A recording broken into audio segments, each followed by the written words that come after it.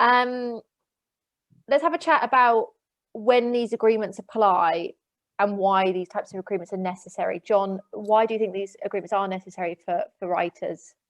So I think they're really, really important for people to have in place, for collaborators to have in place, because by having a collaboration agreement, you've got a document that can really, really show to all parties what your obligations are.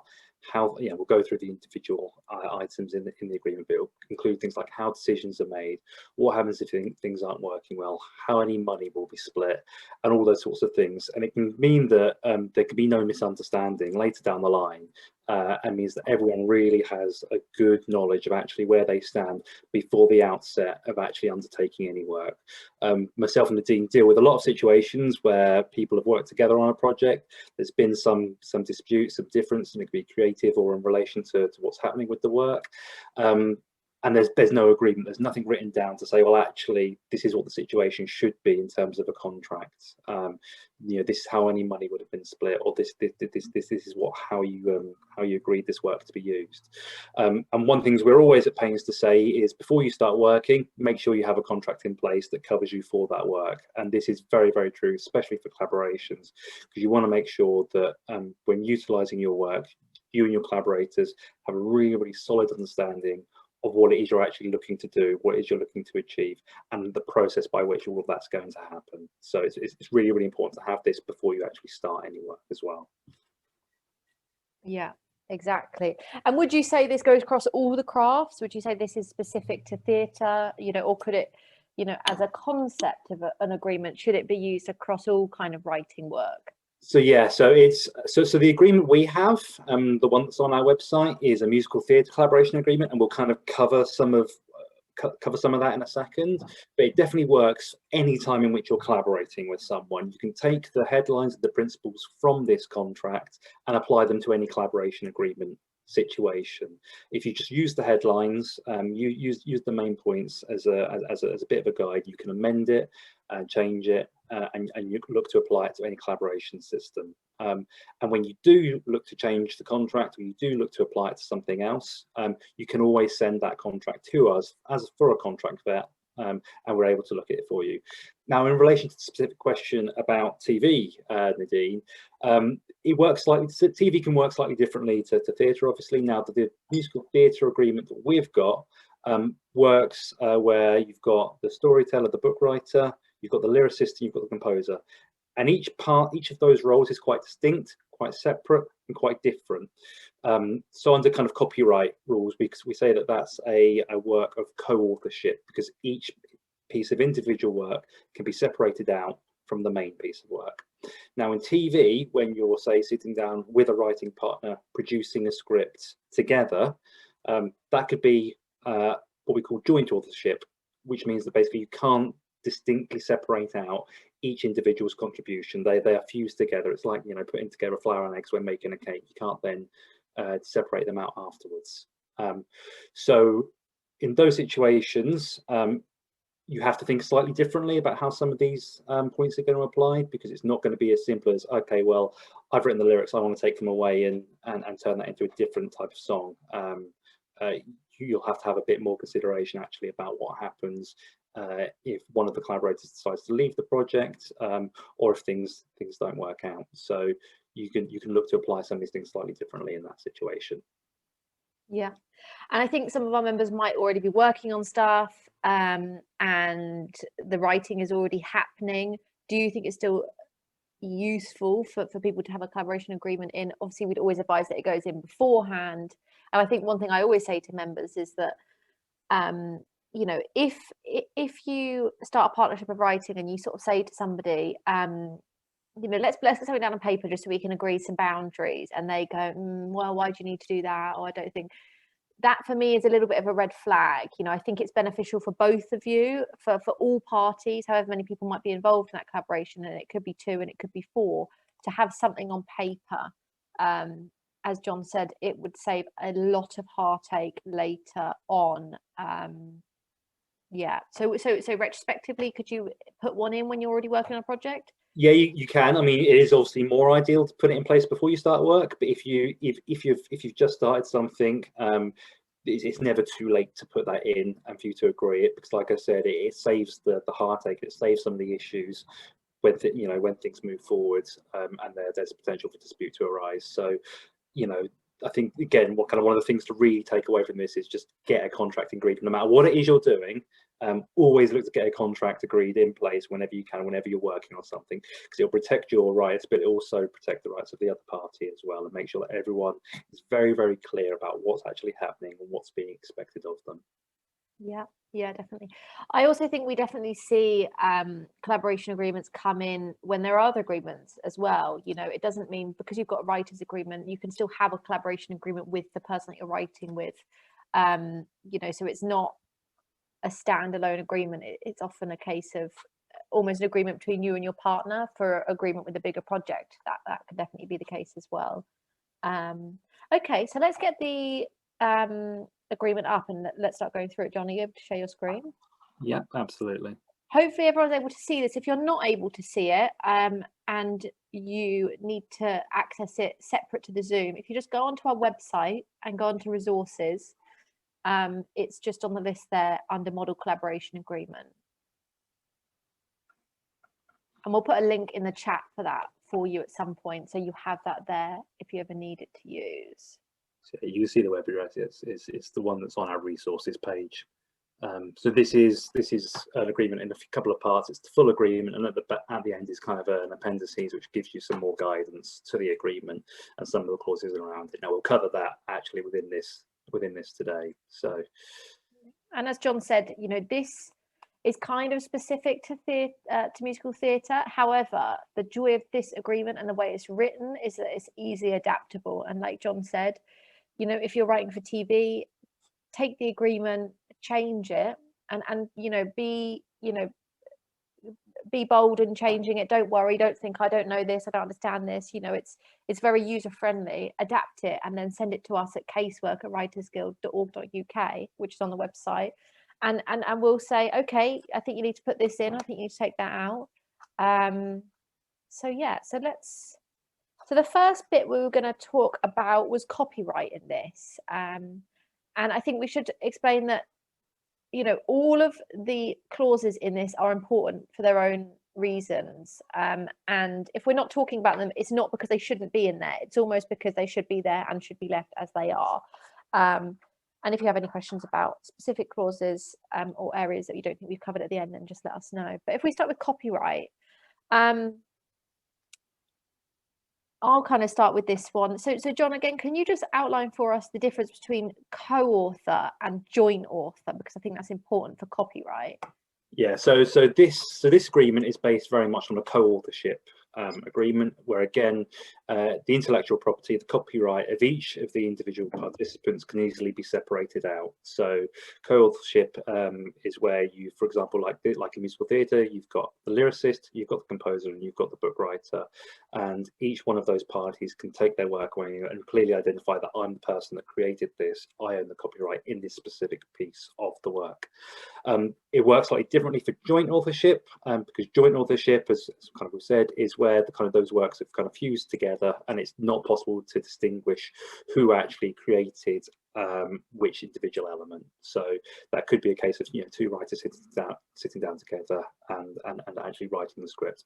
It's important to note here that copyright is all about the skill that's taken to fix something into a particular medium. And that there's no such thing as copyright in ideas.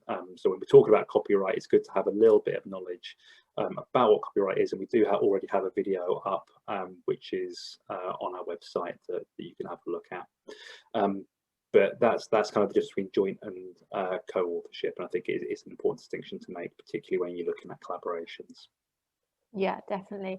So there is an element of this clause that sort of says, following a merger of rights, no rights shall be granted in the musical play, or it could be in the TV series, in the film, whatever you want to put in there, except with the consent of all parties to this agreement. So what that does is, if it was, for example, a TV script where you can't differentiate the copyright and who owns it, what it's saying is you both own it, and therefore neither of you can grant it without the express permission of the other person, which we'll go on to later on. But that's really important, because it means that No one person can just take it and run off and go and do their own thing without agreements. But we're going to talk about that in a clause later, because the question that might arise from this is, okay, well, if it all goes wrong and you can't differentiate it, is it a stalemate? And that's definitely not necessarily something that needs to happen, but we'll talk about that a little bit later on. Okay, so collaboration and development period.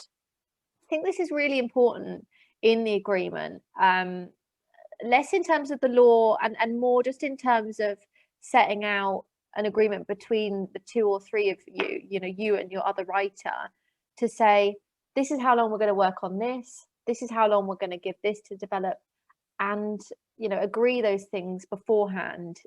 If you didn't agree them, the fear would be that it would be really open-ended, and one person could want to take a certain amount of time and another person could take another amount of time.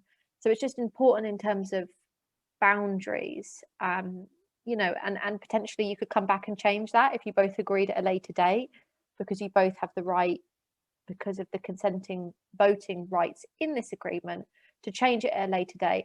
But yeah, I would say it's very important just to outline in any collaboration agreement, how long you're going to be doing the writing for and how long you're happy for the development period to be. Okay, John, sort of grand rights and small rights. Yeah, so it's important here to say at the outset that grand rights and small rights are quite kind of specific to musical theatre, and the grand rights kind of cover the rights in the work, in the musical theatre piece as a whole entity. So it includes the book writer, the lyricist, and the composer, and in particular here it's talking about kind of the exploitation and the money that's going to be, and how the monies are going to be split between each of those parties. So you may agree that actually each party is doing the same amount of work, is contributing to it equally, in which case the split may be a third, a third, a third. Now, again, because there's a bit of difference with musical theatre in that you can have small rights, which is the rights just to kind of the music and the song, because they can be taken away and used separately. Again, you can say, well, actually, okay, well, because it's just that piece of work, it just involves the composer and the lyricist, and we'd split anything 50-50. Now, it's important to say at this time is when you're talking about these sorts of ratios, these can be open to negotiation. So it doesn't always have to be an equal split. If you and your collaborators agree, well, actually, one person's doing more of the work, you could agree to have a different type of split, and you can have a 40-30-30 split, for example, or a 75-25 split. It all depends on what you all agree is actually happening with the piece of work and who's contributing to it, and the share at which they're contributing to it. So these clauses here are very much about the split of the money and making sure that is kind of fair and equitable between everyone and what they're contributing. So if one of our members, as you said, this is kind of slightly more specific to theatre, to musical theatre. If one of our members was writing a short film, what would this clause look like for them if they were to use this agreement? Would it be more simple? Would they use the same thing? So it'd be very much based on kind of the same language. You want to stipulate kind of what monies it is you might be looking to get the exploitation from. So here it's talking about cast albums from a film, from satellite. You could say kind of any and all media. You could make sure it encompasses anything. So it's important to have a knowledge of where you're thinking that money might come from. But taking the principles of this clause, which I think is what you really want to do, is kind of look at actually who's contributing what and how are we going to split that money, and really just lay that out quite plain, quite simply, just to make it really, really clear, actually. Because the last thing you want is for you and your collaborator to get, for example, an option agreement and go, oh, okay, well, we've not actually agreed how money would be split. I actually now think that I've done the lion's share of the work, so I should get more money. Your collaborator then goes, well, actually, no, I think it's been fairly equal, and I think it should be 50-50. And the dispute arises at the point in which you're now looking to actually get the work kind of picked up. So again, probably highlights the fact that it's good to get these in place beforehand. But that's again why kind of these sorts of clauses are quite important, to make sure that you know how that money is to be split. Yeah, definitely. The fear would be that the whole project is kind of held up by these things that could have just been sort of quite clearly put out in this agreement.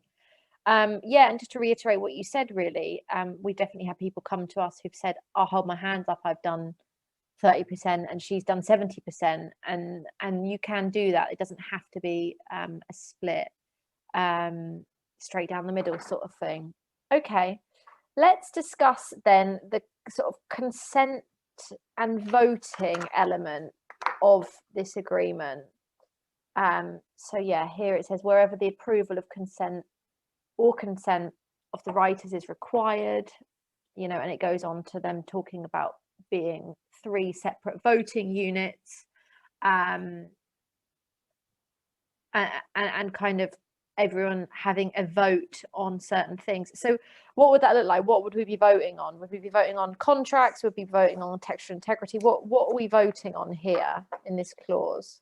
So really, this is kind of to cover most things, really, to be honest. So this is any situation in which a decision really needs to be made, particularly around, let's say, for example, you've got 2 producers interested or 2 theatres interested in a piece of work. You need to decide between the 2. Mm-hmm. You need to agree between you and your collaborators which direction you're going to go down. And that might require something like a vote where, if all 3 unanimously agree straight off, then great, there's no need to do that. But if there's any kind of difference of opinion that can't be worked out, just through talking it through, then it's good to have something a bit more formal as a mechanism in place to make sure that you can arrive at a decision which all parties are obliged to agree to. And that's what this clause really does. It makes sure that everyone kind of says, okay, well, majority rules, and we'll go with whatever the majority say. So that's why this is here. And what, quite often it's just a group of 2. So what happens if there is no majority? What happens to the vote then? Do we take that out? Do we keep it in? What does that look like? So it's still good to have something like this in place, and we'll cover this in a little bit later, because you don't know if another collaborator might come on board and end up potentially also signing up to this sort of collaboration agreement. But when there's a stalemate, obviously the first thing to do in any situation like this is to actually talk it through. You may want one decision on a particular aspect of the work, but your collaborator may want something else to happen elsewhere, and there could be a case of actually just doing a bit of horse trading there and doing a bit a bit of negotiation. If those issues are so insurmountable and there is no way forward, you could, and we'll cover this in a second, you could look to potentially buy each other out of the rights, if that's something that you need to do, particularly if it's joint authorship, or you could look to, and we'll cover this in a bit because it's in there, you could look to terminate the agreement, go, well, actually, we can't move forward with this now. We're at such a stalemate, we're at such loggerheads. We need to now go away and do our own things. But really, this clause is designed to make sure that you've at least thought about how decisions are going to be made, because I think that's a really, really important thing. We do have a number of situations where people come to us and go, they don't have a collaboration agreement. I want this to happen. They want that to happen. We can't agree on it. We can't agree on it. What do we do? And we have to say, well, is there, how did you agree how decisions are going to be made? And they say no. So just thinking about how you're going to make decisions, you could, for example, say, well, actually, if one party is the more senior writer, if one person's done more, has done or is doing more than 50% of the work, that they get to make the decision. They get kind of the casting vote. So it's about looking at things like that. Yeah, sure. Okay, let's talk about consultation and decisions, and I think this will speak to our musical theatre members because it is sort of specific to them. So yeah, each party to this agreement should be given equal opportunity to be consulted, informed or involved in all discussions and negotiations related to the musical play, its development, exploitation, and so on. So what does that mean? What does, is it saying that the composer has the right to the music stuff and the writer has the right to the, what does that look like for musical theatre? So I mean, textual integrity is part of this agreement. It does basically say that you own your piece of work, and if any changes estimator it, you still own it. But what this kind of clause does, this kind of, it's called consultation decisions, is it gives, I think this is specific to musical theatre as well, is because you're looking to create a piece of musical theatre that works as a whole. The lyricist and composer may, for example, come up with a song and a set of lyrics, which are really, really great, but perhaps they don't actually suit the book writer's vision of a character and what it is they'd say, or how it is they'd act, or it doesn't quite work with the tone of the piece. So what this basically does is say, well, actually everyone needs to kind of have an opportunity to raise these sorts of issues, to be consulted, and that, neither party can kind of just creatively be cut out of any particular area of the process. With musical theatre, it is very much a collaborative process, and you want to make sure that everyone is on the same page with respect to actually how these things are going to work when actually presented as an artistic work. Yeah, great. Okay, additional collaborators. I think this is really important because it's a very fair. There's a chance that other collaborators might be brought on at different times, and that might be because you want them to, or because another writer, isn't able to do it, or steps away from the project, or is unwell, anything. So it's important to have that conversation. Because obviously people can often feel slightly displaced if other people are coming on. So it's important to get it right and to make sure people agree and feel comfortable. So this is something I definitely keep in if anyone was redrafting this and using it regardless of the craft. I think what's important in this is there's the agreement because of the voting of who you can bring on and who people like and dislike and who they want on the project, don't want on the project, but also around money. So it specifically says, as you can see, such additional collaborators shall not be entitled to any monies received prior to such signature. So before they come on, the money already made won't happen. They won't get that. But you might need to slightly shift the agreement around if they are to be brought on, because you may have a pot that says a third for the composer, a third for the lyricist, and a third for the book writer. And the decision is either, okay, well, if you bring another person on, is that going to be 25% each? Or if we're bringing another composer on, is that pot of a third going to be split, between two composers then, but the writer still remains the same, and the lyricist just remains the same? Tell me if I'm wrong, John, but that's how I've always kind of that's exactly it. Yeah, and that is important. And of course, as long as you all agree, you can change this agreement at a later date, if you want to add and remove these people. So and make those sort of fine changes. So you can add collaborators later on. So the next one after that is the rejection of a collaborator. So is this us rejecting a new person, or is this three of us working together and one person, us thinking this isn't a good fit? So it's more the latter, Okay. to be honest. It's more saying, well, actually, it could even be something slightly less innocuous that, one of the parties needs to step away for any other reason, or they're no longer able to be involved. So this kind of covers what happens if one party moves away from the project for whatever reason, and it does include, if there's a disagreement and actually it's felt by the other two parties that actually they can no longer work with the third, and that they need to kind of go their separate ways on that, for example. What this clause really, really does, and I think does really, really well, is it basically underlines the point that each copyright holder still owns their individual piece of copyright in the work, but that if the continuing collaborators want to use that work at all, they do need to seek agreement from the third original collaborator as to how that work's going to be used at all. So it's very much underlying the point that, these areas of work are distinct, they are separate, but if you do want to use them, there are mechanisms in place by which you can then agree that.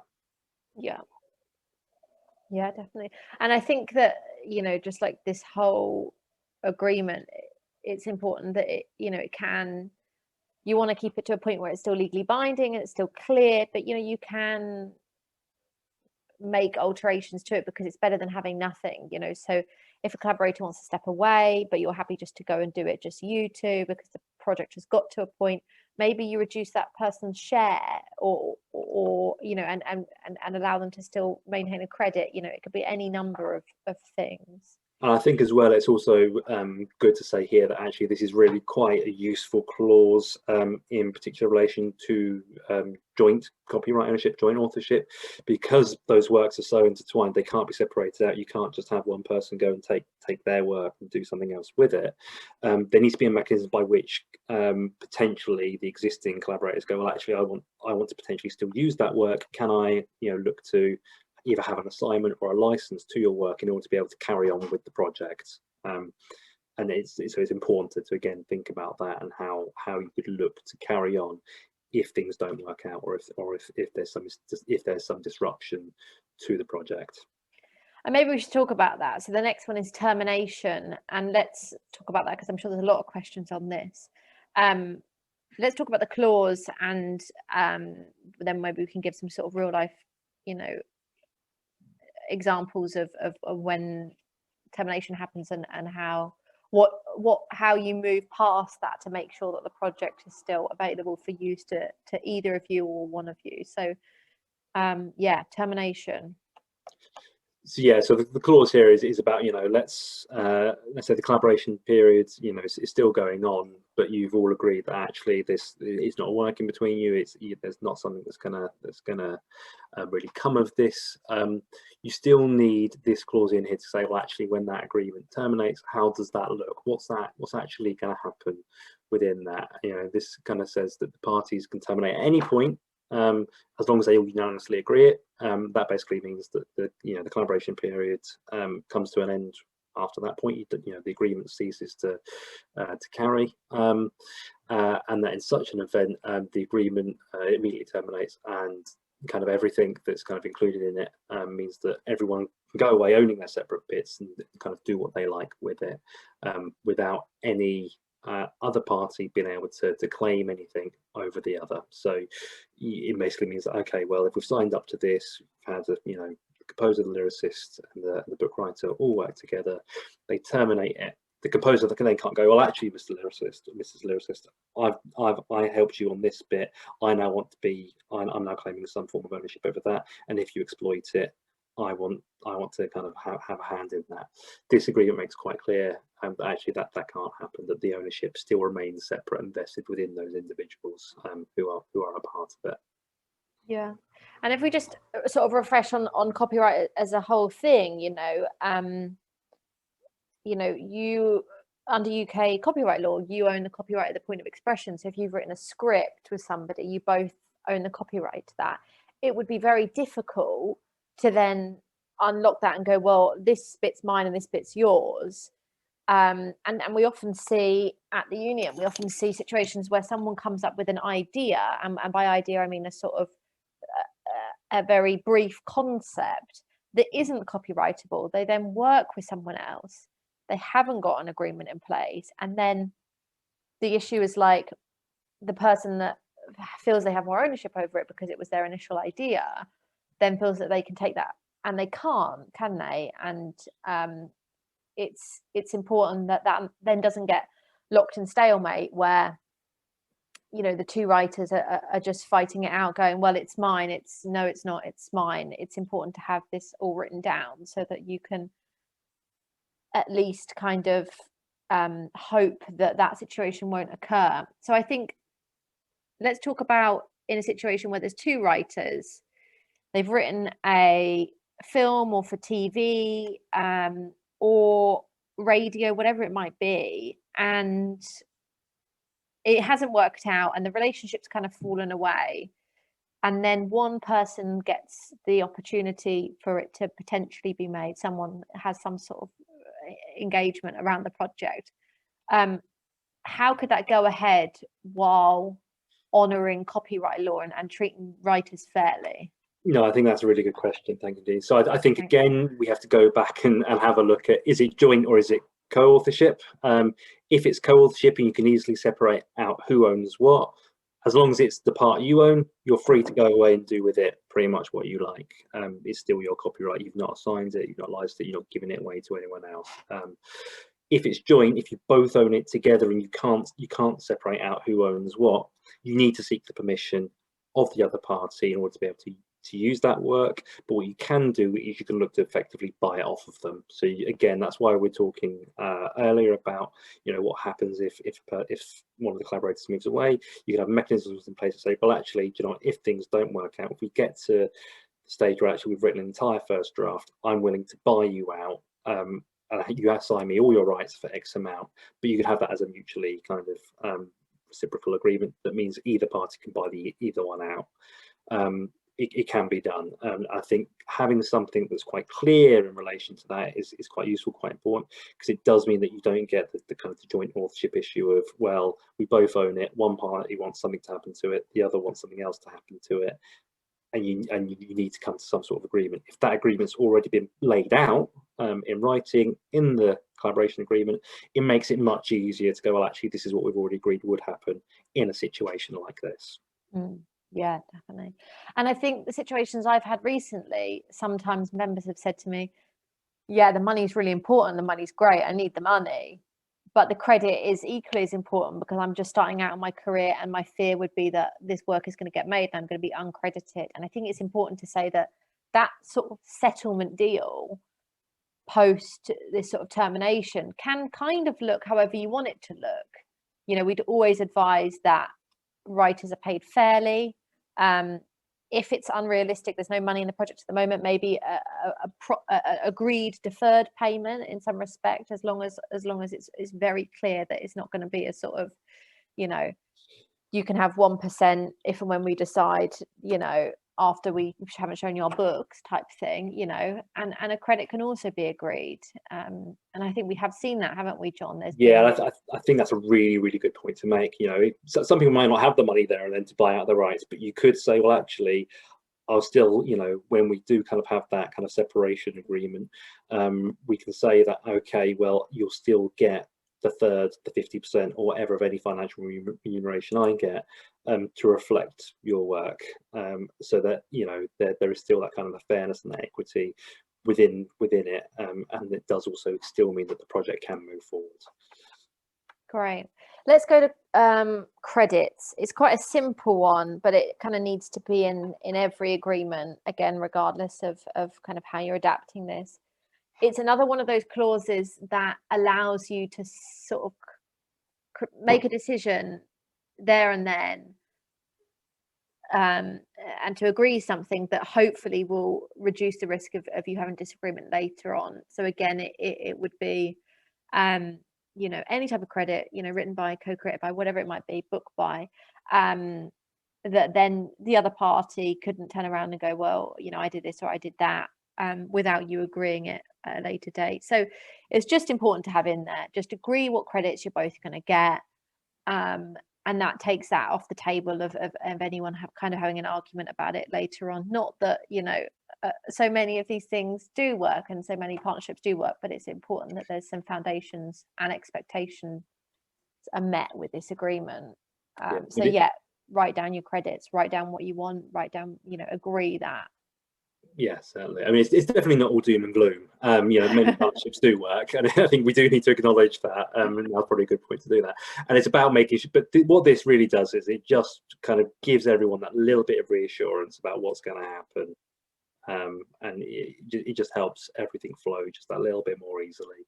Yeah, by having something like this. I would imagine that it creates an easier working relationship because you're not constantly concerned that, like, you know, it just, yeah, I mean, like anything, isn't it? It's like, it means you don't have the worry and the uncertainty over, oh, well, what happens if X happens? I don't know what my rights will be in such a situation. You've got it all laid out in front of you. And, you know, that is, again, I mean, that's applicable to all contract type situations. And it's why we say very, very quite strongly that whenever you're doing work, you need to make sure you've got a contract in place, because you want to make sure that your back is covered and that you know kind of what it is you're meant to be doing and what it is you can expect from the other parties in return. Yeah. And you know, copyright law is strong in the UK, and it's important that, you know, you create these agreements because, you know, otherwise you could, quite rightly, because it's your IP, you could just stop stop something in its tracks and just say, no, you're not using that. So it's important that, on both sides, that you protect yourself and make sure you give the partnership the best shot it's got. So talking of partnerships, the strange part of this, and it's something that people always ask me and quite often just remove, is the no partnership clause, which I get because it says, it's expressly understood that the parties to this agreement do not form or shall not in this agreement be construed a partnership and joint venture between them. So it feels like it's saying the polar opposite of the whole collaboration agreement. So can you explain that, John? Yeah, no, absolutely. And you're right, it is something that comes up time and time again. And I think it is important to really clarify this. So what the no partnership clause really is it's talking about a partnership in the legal sense of the word. And what that means is that when two individuals form a legal partnership, you become obliged legally and financially to meet all of the obligations of the other party. So if you form a partnership and they agree to buy something for £50,000, you're also obliged to stump up that money. So it's actually really quite important that you do include a no partnership agreement, so you don't then become liable for anything that you don't want to be, basically. It is quite important. Yeah. And just to kind of round off our bit before we do questions, I think it's important that the collaboration agreements are for IP holders, and quite often people say to me, understandably, because so many of our members, are kind of working across different areas of the industry, they'll say to me, well, all of this hinges on me being the main actor, and it has to have a clause in there about me being the main actor. And our concern with that would be you're hinging your whole writers agreement on one clause about being the actor, and that might kind of void the agreement if that bit doesn't work out. So I don't know what your thoughts are on that, John, but when I've spoken to our lawyer Nick before, he's kind of been quite clear that as understanding as he is, that it kind of feels like it fits in there and you want to have it somewhere written down, it doesn't help the agreement, and I'd avoid doing that. Yeah, and again, I think it goes back to, what is this agreement? What is it trying to do?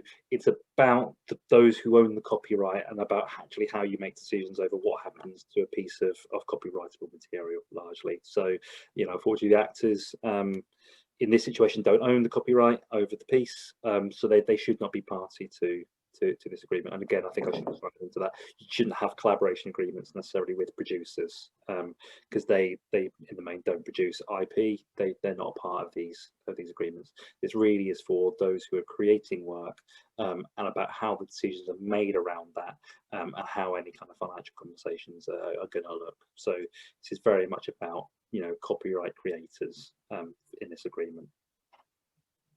Cool. Let's unshare the screen then, and should we do some questions? I'll read them and then we can just chat about them. Yeah, that sounds good to me. So let me start from the beginning.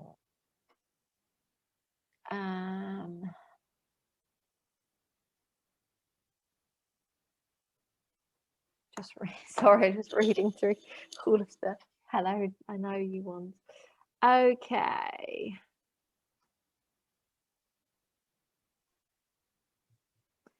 Okay, this is a good one. So would this agreement be suitable in publishing for a writer and an illustrator to engage with each other? Yes, absolutely. I'd say if you're producing, let's say, a children's book, for example, where you're both very much wanting where the pictures and the words very much go together, but you can also distinctly have those works as separate. If you draw a cat in a particular design, for example, that could then look to actually go ahead and become something else, be in other books maybe. You can have a collaboration agreement that says, okay, we're going to work together on this particular project for this long. I'm going to do the illustrations, you're going to do the text, and then we'll bring it together to publish it. But I still want to make sure I retain the copyright in anything that I've contributed. So absolutely, it could be applicable in such a situation. Great.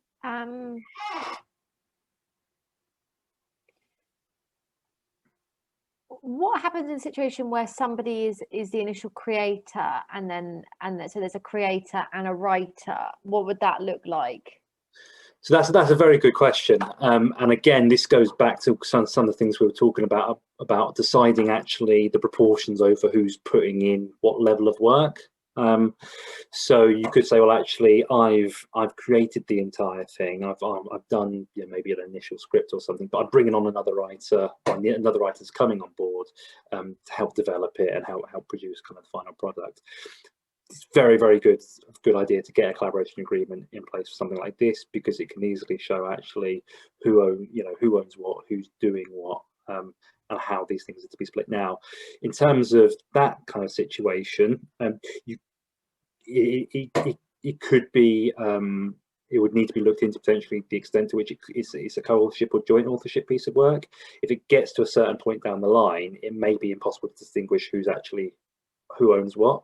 But the initial stages where you've got kind of the creator doing maybe a treatment and outlines, it's very kind of clear and identifiable. That's the piece that they own and they've created. But then the scripts that come off the back of that could potentially be a piece of joint authorship, because you're not easily able to distinguish the work between each party. But again, these are the things that you would cover in this sort of collaboration agreement. So, well, actually, if something did go wrong, if we did decide to go our separate ways, can the original collaborator still go and take their original ideas, which were quite clearly theirs, away, and maybe have a third writer look to create something around that? And this agreement would again cover those sorts of eventualities as well. Cool. That's great. So Jonathan's asked, what happens to the small rights if, say, the lyrics are used separately in a poetry book, music only used in a TV advert? Yeah, thank you for that, Jonathan. So again, it's quite clear kind of within this agreement that if it's just your piece of work that's being used, you still own it. You could still look to get it exploited any which way you so choose. It would be, I think, advisable to talk to your collaborators as well, because if you're looking at potentially this becoming a TV show or something else, and there could be a deal done with the producer, they may want some kind of assurance that actually nothing's been exploited previously, that they kind of have the first show of actually this going out into the public domain. So it's good to kind of think about some of those things. But if you own it, this agreement makes quite clear that you own anything that you create, then you are free to go away and use that kind of as you like. Great. So Sean said, on a TV project, I'm a sole writer, but have collaborated on some initial ideas and concepts with others. Are they collaborators? Do I sign an agreement with them? Or does their input get rewarded in a separate agreement with the producers? Sorry, can you read that one again? Sorry. Yeah, sorry. So Sean is the sole writer on a TV project, but has collaborated with others on some initial ideas and concepts. Does he engage them in one of these agreements, or does the producer kind of reimburse them at a later stage? Right. So this is this very much depends on some stuff, but in the main, I would say that if you're the sole writer, and you're the only one that's expressed the skill in fixing it to a medium, i.e. writing it down, then under copyright law, it's quite clear that you are the sole copyright owner. You then potentially need to look at any contracts you've got between you and the producer, and what may be included in some of those is some language around, well, actually, what happens if additional people are brought on to develop the work, to develop the script, and do they get things like credits or any of the remuneration that you would otherwise be due? And we do have this particularly within TV, where someone will write a script, will sell it to a producer, it'll be assigned to the producer will then go away and have another writer do a pass at it, and then that writer will also get a credit and share of any of the monies that would be due for the exploitation of the work, and those are covered within those kind of writer agreements there.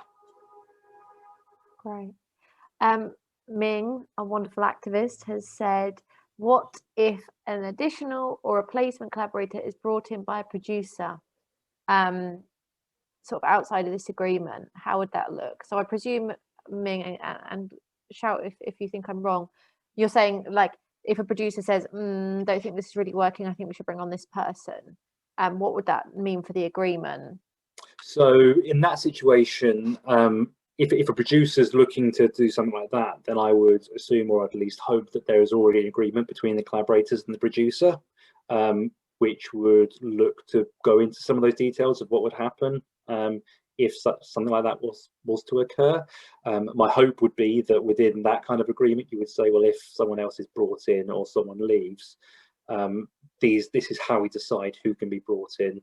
This is how we decide what would happen to the money. It would cover all the same things as the collaboration agreement does, but you'd need that in perhaps a separate agreement between you as the collaborators and the producer who's looking to either acquire or exploit those rights from you. Angela said, a contract has commissioned me to write a screenplay based on his story. He won't be involved in any of the actual writing, but will be a story advisor. So it's not a conventional collaboration as such. I have negotiated a good fee for writing the actual screenplay, which he has agreed to pay in installments when each draft is completed. However, when it comes to selling it, he doesn't know about the industry, so it'll be up to me. Who gets paid what in the situation, and would this collaboration agreement be suitable for that situation? So what you're potentially talking about here is you're talking about underlying rights, I think, and that would be a different type of agreement. You'd be potentially looking at some kind of option agreement. And again, we've got our guide on kind of copyright and option agreements that we did last year. That's up on the website. And I think it's actually very important to say actually as well at this point is even when you're doing collaborations, if you're looking to exploit or do any adaptations and exploit existing works, you need to make sure you've got the permissions from that original rights holder. So if you're looking to exploit a book, you're going to need to contact the author, their estate or trust, and make sure that you are able to actually do that and use that piece of work. I think this would be a similar situation. To me, it doesn't sound like a collaboration. It sounds like more of an option based type piece of agreement that you'd need in place there. This is an interesting one. I've come across pushback from producers who are concerned when there are more than two writers collaborating on a project. Does the Guild have any experience with this recently? Thinking specifically where PACT will advise against a project because it has multiple writers, even if there is a clear collaboration in place. That is an interesting one. I can't see if there's a clear collaboration agreement in place and it's quite clear as to what's actually occurring. I don't see why there should be an issue with that, or why producers would necessarily have an issue with that. And it's not, like I said, it's not unusual for more than one writer to work on a TV show together. I mean, you look at some of the continuing dramas, for example, and the writers get together in a conference to thrash out storyline ideas. So it's not unusual for writers to work together on a single piece of work. I'm not entirely sure what the hesitancy would be there. Great. If producers just agree a small percentage of the budget for the script for a film plus a credit as a writer and nothing else, because you are a new writer, is this a good deal? What is the best average percentage for new writers of the budget in films? So that's moving quite far away from collaboration agreements. There you're talking about writers' agreements. And what I'd recommend you have a look to do is look on our website at the PACT film rates and PACT film agreement, or if there's an individual contract which you want us to look over and advise you on, and there are those sorts of individual percentages, again, send that to the casework at Writers Guild email address, and we can have a vet of that individual contract for you. But that's a different type of agreement altogether to a collaboration agreement. Yeah. Okay, let me look for a couple more.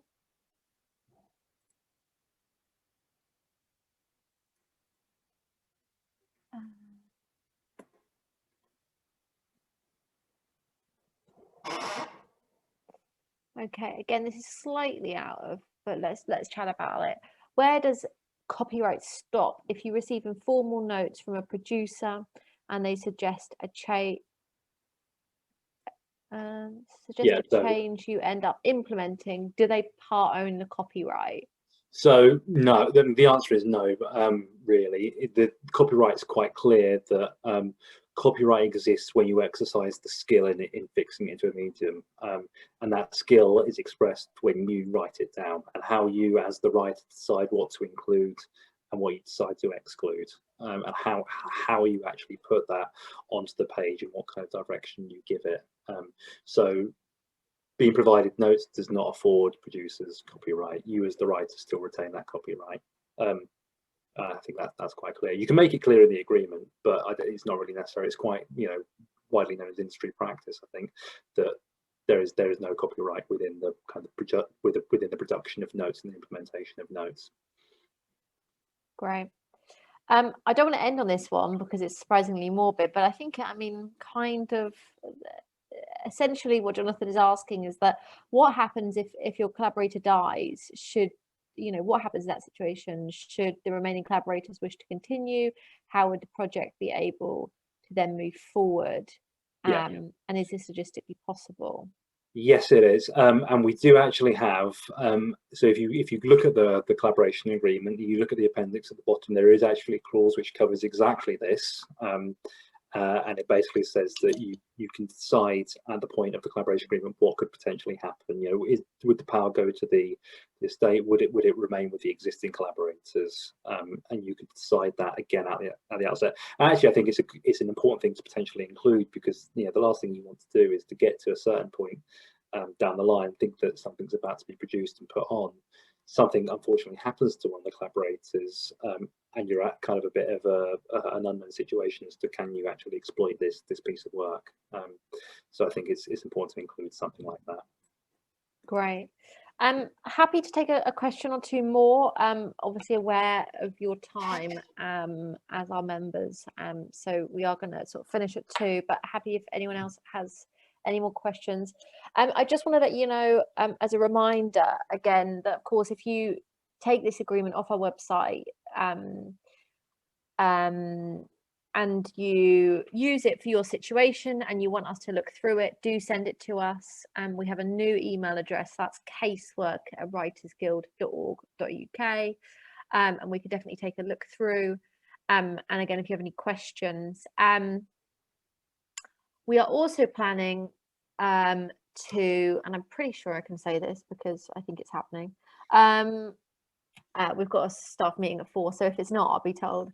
We're going to do a questionnaire about our event. So this is number 34, I think, in the last 10 months. And we really want to hear, so it's really important that you, because this is a members only event, that you as our members, you know, the whole premise of a union is that it's your union and you can make it what you want it to be. So it's important that we hear from you guys, and we hear if you like the events, what kind of formats you want, and especially things like how long you think they should be, when they should be. I think the difficulty for us is that writers work at such different times, and, you know, we know a lot of people have caring commitments and all these types of things, so we want to know what's the best time. So 1 today seemingly has been quite good because we've got a really good amount of people that have joined, so maybe we'll do a couple more of those. But the question is going to be sent out by email in a couple of weeks, and if you could please fill that out. I think it's like 10 questions long. It'd be really great, and that will kind of inform what we're doing for the next year, because we've kind of committed to continuing online events outside of COVID, post-COVID, our post-COVID world. So yeah, thank you all so much. I think I've just got one more plug, which is we've got the AGM coming up on the 29th of June. Do please think about attending. It is your union, and it's really important that you make sure that you're there and have an input into what we do.